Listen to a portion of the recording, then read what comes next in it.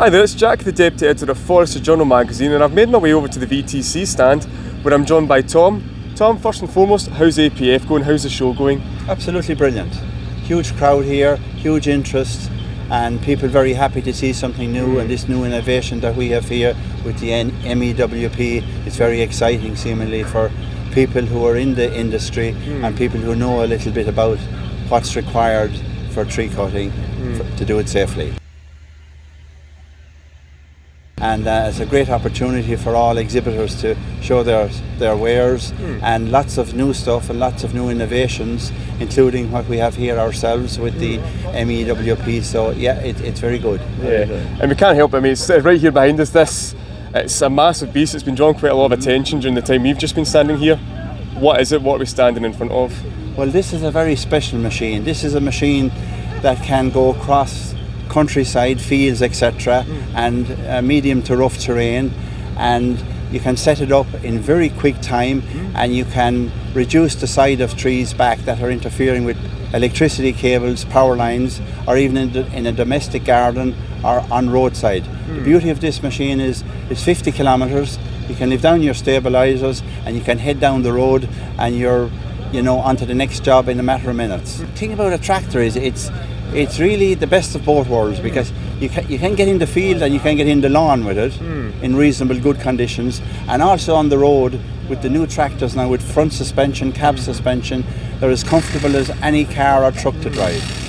The beauty of this machine is you can, with the stabilizers that they're out at the moment, but you can also work it on the roads, and you can bring your jacks in to the width of the tractor and you can still get a reasonable reach, not the full reach of what you'd normally get, but you can still get up to 15 metre sideways reach, and your height is not restricted. So it's really, a real gem as that's concerned.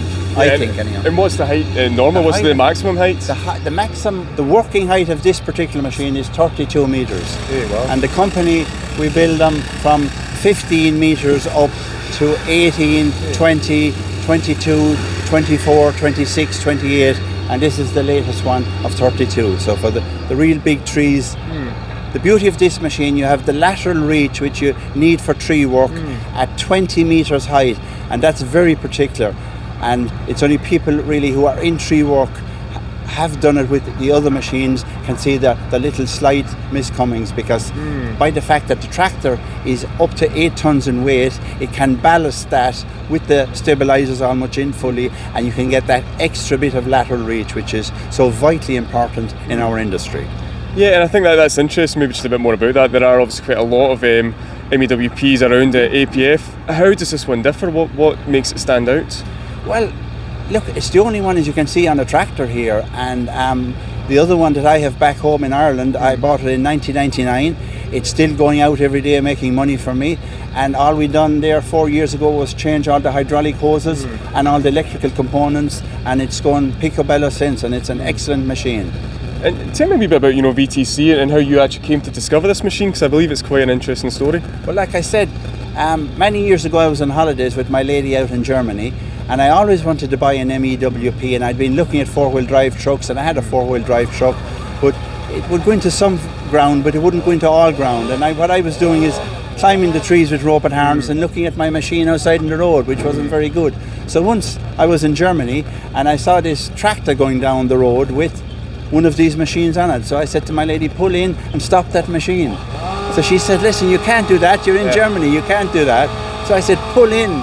So it's from there on we found where they were manufactured, and that time there was no internet and no social media, so actually it was with the embassy in Dublin that we tracked down this company, and we went over to them and they introduced us to other contractors who were using them. Not a lot, because they're a family run business, do very good work, and it's from there on it started. And I have bought that machine then in 1999, and we've worked it for 18 years, and then I decided after a period, listen, we should probably upgrade or change. So we went about purchasing, and they're quite an expensive machine, but they're a brilliant machine, and it took 2 years, and we eventually got the tractor, and here we are with the new one again. So we're starting all over again, you could say. The rest to say is history. And maybe just more generally, Tom, obviously it's quite interesting with a lot of machinery like this. It seems to be quite a trend. People are are increasingly interested in, increasingly wanting to buy that. Is that something you've seen in your own experience, that there's demand growing for this kind of machinery? I think so, yes, yeah. I think so, because utility companies, anybody doing contract work for electricity companies, they'll see the benefit of these things, and they're so fast and they're so safe with a good operator, and how efficient they are for doing the work. Like they can do the work of 10 men, and I'm not exaggerating. I've seen it myself, because I had lots of men, and we scaled back and went more mechanised. We can do serious work with a smaller crew. And like, I'd love to have guys around the place, but they're just not seem to be out there to do tree work. There's a certain amount, there's a core crew group, and you must hold on to them. But really, when you have a toy like this, or a machine like this, I should say, for them, they really love going out. My guys now say, listen, we need the tractor hoist always, we need this. When they get used to it, it's so easy. You come home in the evening, you're a fresh man. Yeah. Like, I'm 60 years of age, and I can still do a good day's work with these. Besides, if I hadn't got something like this, like I remember when I was in Merriswood College training, the lecturers told me, after 35, you're on a downward spiral doing tree climbing. Okay. Yeah. Goodness, it's all kind of changed from there. Yeah. And maybe that brings us on to the point, and more generally, what we've been speaking to exhibitors, just asking them, what kind of position do you think the forestry industry is in at the moment? How do you see things being placed? Well, look, things keep evolving all the time, and maybe they're evolving at a higher rate now, because you can see with all these yokes machines for taking down trees and on huge excavators, and they're costing up to $500,000. Fantastic kit, there's no doubt about it. Whether the newcomer can get to some sort of a stage sometime with that, like it's mind-boggling. But the thing about it in the timber business, and in every business, it's just getting more mechanised and better gear all the time. Regardless of the price, it seems to be, there's a momentum there the whole time. So whether it continues or not, I don't know. No, it'll be interesting to see what the next few years and decades have in store. But Tom, thank you very much for speaking to us. Much appreciated. Anytime. Thank you. Enjoy the rest of the show. Thank you very much for coming. Thank you.